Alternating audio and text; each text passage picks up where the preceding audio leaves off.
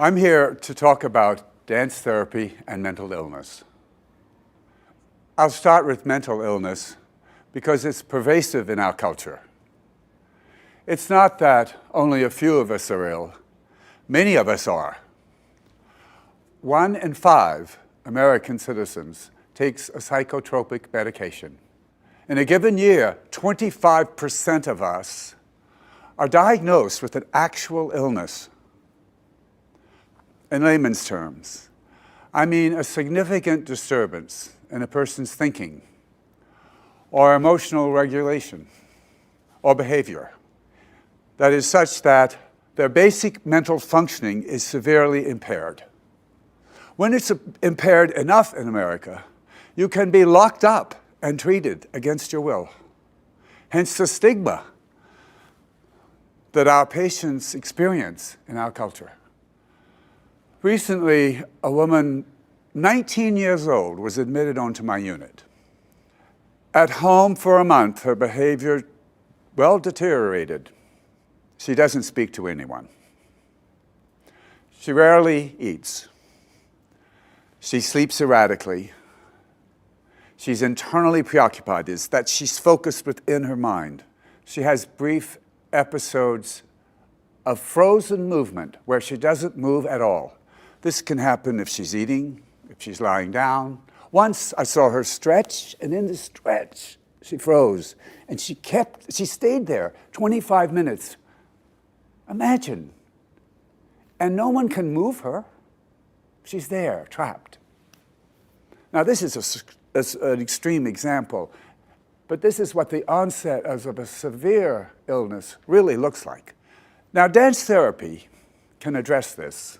It's based on the idea that I can use dance as a therapeutic intervention to help a patient integrate her functioning. It's based on the relationship I establish with her and the movement we engender together. That's the core of the experience. The movement itself, it has a theme, and the theme is what we address. The theme is what we integrate into the treatment. What we share, the movement we share, is the essence of the transaction. Let's look at her again. I'm going to call her Caroline. She's 19. She's been on the unit 6 weeks, and she's decided last week to come to her first group. The group began very small. That is, there were 6 or 7 of us, and we started with a very small warm-up, moving something like this. And it did not develop quickly. Quite the contrary. All the movement was very slow and small. And I would mirror different patients. This is what we do in our group, in our therapy. We mirror. That is, I try to copy as best I can how someone's moving. I do it a little less intensely so as not to, overwhelm what they're doing. And I'm hoping they will feel seen and that they can see how they look like when they move, in the manner in which they're moving. This is how I try to establish some sort of relationship. In this particular warm-up, patients would pick up the movement that I was copying or mirroring from people. They would do that. And when patients pick up a movement and we're all willing to do it, I go with it. I try to develop it because that's where I think the need of the group is finding its expression. And that's what I'm after. At some point, Caroline went from a small movement to something like this. She extended her spine, she flexed in her hips, and then she rotated off the vertical axis, like that. That's how she moved, that slowly. I mirrored her, and people picked up what we were doing. And we were all doing this for a good minute, maybe 2. And at some point, someone in the group, I'll call her Betsy, she reached forward in this movement sequence, creating a sequence. She reached forward. And I mirrored her. And we all picked this up. We were rotating and reaching. I asked, why are we reaching? What are we reaching for? That was the idea. And Betsy, she did say, she said, home. And we were there where I hoped we would be. We've gone from a concrete movement to a metaphor. We've lifted the movement experience into the realm of the imagination, where a patient can interpret for herself what a movement means. And we did that. We all said home, and then we said other things. Caroline was silent, but she changed the movement. She made herself tall. She took a small step, and she reached forward like that. Just that. I mirrored that. We picked that up. We were all doing that. And then Caroline moved further forward, making eye contact with the woman opposite her, and their fingers touched.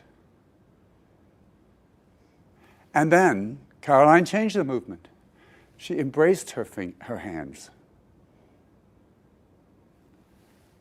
They did this, and we all did that. And then Caroline changed partners and did it with someone else. And we all did that. We all held hands. I'm wondering, what can I ask? What can I possibly ask to bring this further? And while I'm arguing with myself about what I could ask, the movement begins to dissipate. This happens. An expression rises to some sort of climax and then diminishes. That happens often. And that's exactly what happened here. Before I could ask, it was beginning to end.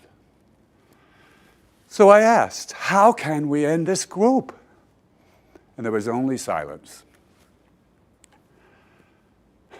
That often happens. To sum up, I'd like to try to give Caroline a voice. I believe she'd say something like this. I want to be here. I want to be safe with some people. I have something to share. And they have something to share with me. I have within myself the capacity to generate a movement or an idea that's mine, and I can share that. And others want to do that with me. I want my life back. I used to do that, and I want to do that again. That's how dance therapy can work. It's based on the movement that we create and make external and express. We're relying on her capacity, or her patient's capacity, to generate an expression that is his own, and that in itself is healing, that he could share with another person, and that he could receive from other people. That's how it works. Thank you very much.